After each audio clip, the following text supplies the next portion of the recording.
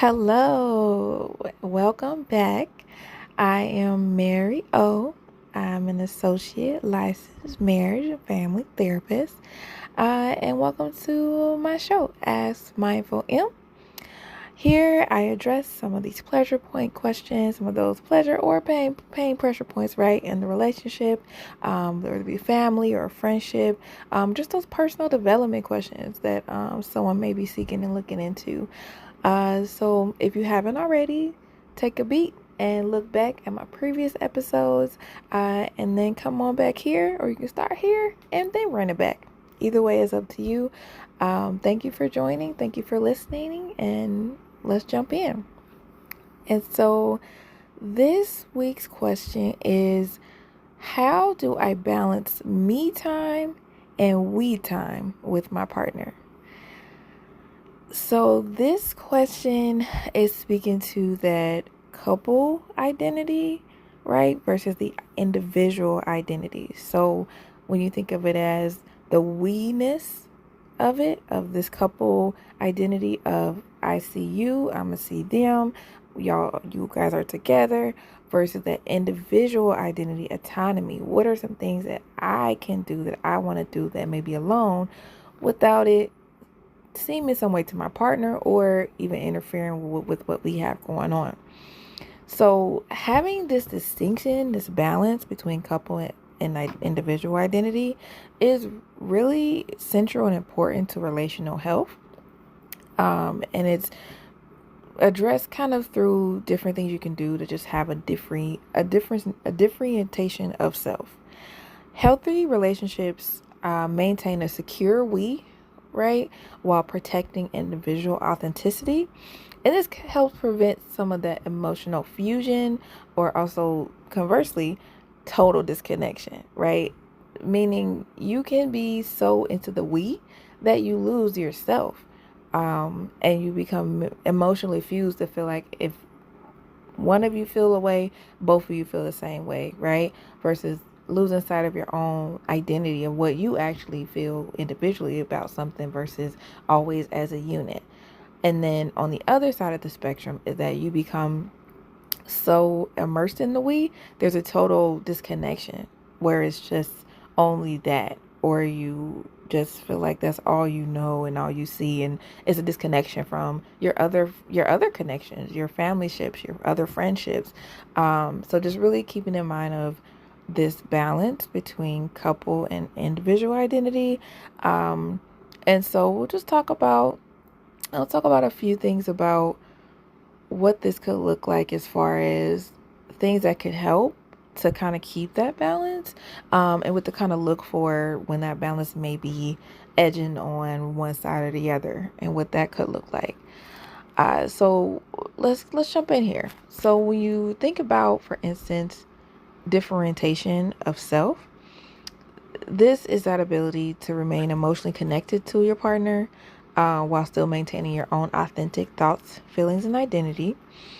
So, for instance, individuals who do really well with this differentiation can avoid merging, quote unquote, with their partner, and can manage anxiety without emotional cutoffs. So, what that means is someone who's in a relationship, and if you're able to say, okay, let's say something happens, which is more offensive to one partner or the other, being able to say, you know what, I feel this way and I thought this about it, and empathize, right, with their partner, to say, I can see how you can feel that way and I understand you're feeling that way. How can I support you? Versus feeling as though you have to feel the same way your partner feels, thinks the same way your partner thinks, and be on the same page as them at all times. And that can cause a lot of anxiety, because it's just like, well, what if this person, like, can I disagree, right? You don't feel like you can, because you guys are so intertwined and interweaved with each other.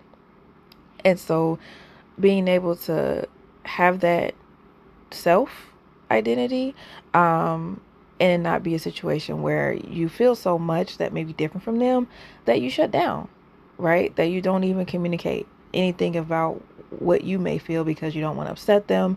It causes too much anxiety. And those are negative things, right, that you don't really want in the relationship. So just really being aware of that differentiation of self. And so that could mean practicing, right? Practicing when there are times that you may feel different or have a different thought than your partner, then being able to test that boundary, right? Because the worst that can happen, they're going to be upset, right? They may be angry. They may question you, but that's about personal development. You're able to speak to why you think or feel something, right? And if you don't really know, then maybe do some research or maybe try to look more into it for yourself even. But always make that effort if your thoughts or feelings are different to make that differentiation of yourself. And so next, when you think about the we-ness versus autonomy, a strong couple identity includes shared goals, intimacy, and a secure bond. And so when you think about being in, like, for instance, a therapy setting, this is something that when you think about emotionally focused therapy, just really looking at where the emotional ties are within the relationship. And it kind of goes into different compartments there in that space. And so when you think about the we-ness, understanding, okay, what are the goals we have collectively as a couple that we want to accomplish together that kind of require each other, right, to do. And then you have individual goals, right, that you have as an individual person that you want to achieve, whether it's career or in your family relationships or in your hobbies or whatever it is. Having those individual goals in addition to the couple goals should exist versus just all the goals being couple goals, right, that require dependency on the other person. In terms of intimacy, this could mean a few things. This could mean the actual, when you think of like the physical, right? Physical intimacy could be something where knowing your own body, what do you like, what don't you like, versus, what being enmeshed into the relationship, whereas you don't know, you lose track of what you like. You're just doing it because your partner likes it, or you doing it because you're used to that with your partner. Just being able to have that knowledge, right? That self-knowledge about what you really want intimacy wise, for example, in the physical lane, and not getting so lost in what the couple, like what is the norm between you two as a couple. And this could also mean emotional intimacy too, when it comes to, you may be more of an oversharer. They may be more like, I just want to keep it to a minimum. And it's one or the other may acquiesce to that more likely than not.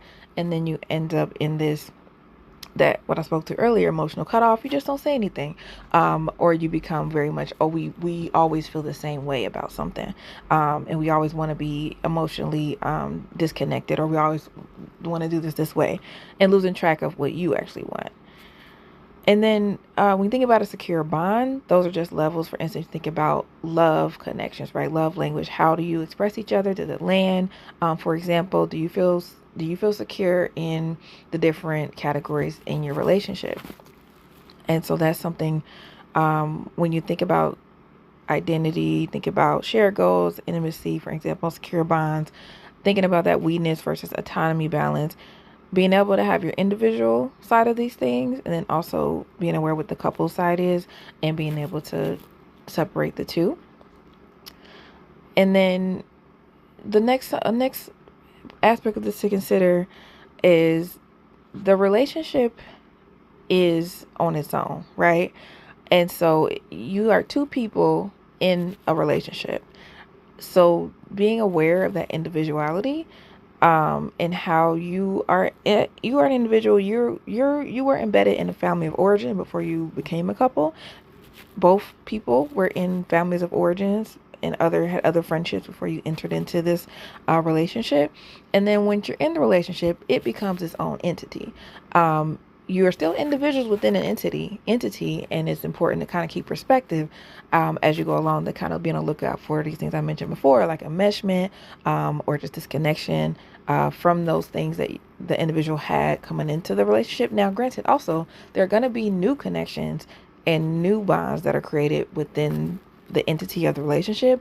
However, it's important to just keep an awareness that, okay, this connection was made within the entity of this relationship, and let's say the relationship ends, right? For example, those things are still available to you as an individual, and also understanding that the relationship may stay together, but then you may say, I don't actually like this person that we met as a unit, and having that individuality to say, yeah, I don't want to connect with this, and just remembering that, because it can get easy to get lost and saying, oh, we're a couple, so I have to kind of deal with all the things that come with this relationship, when you actually do still have that individuality. And so when next, I'll touch on when you think about the challenge, right, of having the identity, the fusion versus what we'll term as eclipsing, is when individuals lose themselves in the relationship, which leads to insecurity and hypervigilance for what the partner's negative behaviors, right? So if it's something where a person loses their self identity, like their goals or what their hobbies are, what their own friendships and strengths are, it's insecurity about, okay, I've lost that, so I'm all about this entity, this relationship now, and by extension this other person. And so that could lead to some like resentment, or just really like, oh man, if this relationship goes down, then I'm sunk, right? When you put everything into the entity, it the individual side of you becomes less secure. And of course, you have nothing else to look at. You're going to look at your partner, right? And so everything is going to be heightened. And if it's something where there is some negativity there, from that partner, it's going to be extra focused on, because you as a person don't have anything else to focus on. And so that could be not great, right? Because I'm sure the partner has other things, like positive things they do, but because of the insecurity, it colors it, and kind of has a hyper-vigilance on just the negative part, because it's kind of like a self-reflective pool, right? If you don't feel good about yourself, or what your position is in the relationship, you're gonna reflect that on your partner. And then the last point I'll kind of touch on here is competition, right? When you feel, you don't want to feel as like you're competing with your partner, when it comes to wanting to, I guess, perhaps succeed in the relationship.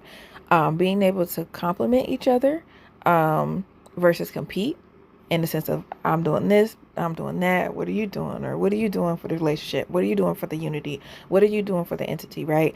It becomes a back and forth, instead of like, hey, everything we're doing is pushing us toward the same goal. And there's a lot of joy in that, and a lot of goodness to be had in that, and just keeping sight of that complementary piece, when it comes to being in the relationship as a unit. Yeah. And so when you think about just want to keep your I versus the we part of it, if you get to the point where it feels like maybe you're already at enmeshment, maybe you're already at this connection, seek professional help. So when it comes to being in a therapeutic process setting, the work would just really be helping to just manage any tension, improving communication between you two, strengthening bonds, while encouraging each partner in the relationship to have a distinct individual identity. And sometimes it can be better said than done. So again, definitely seeking a professional help from, example, a licensed marriage family therapist, could be really helpful. So thank you. Thank you for listening. Again, I'm Mary O, Associate Licensed Marriage Family Therapy. Feel free to follow me on all platforms, Mary O _ALMFT. And if you're in Illinois, feel free to touch base for a visit. I offer telehealth services across the state. Thank you, and I look forward. Thank you for listening, and until next week.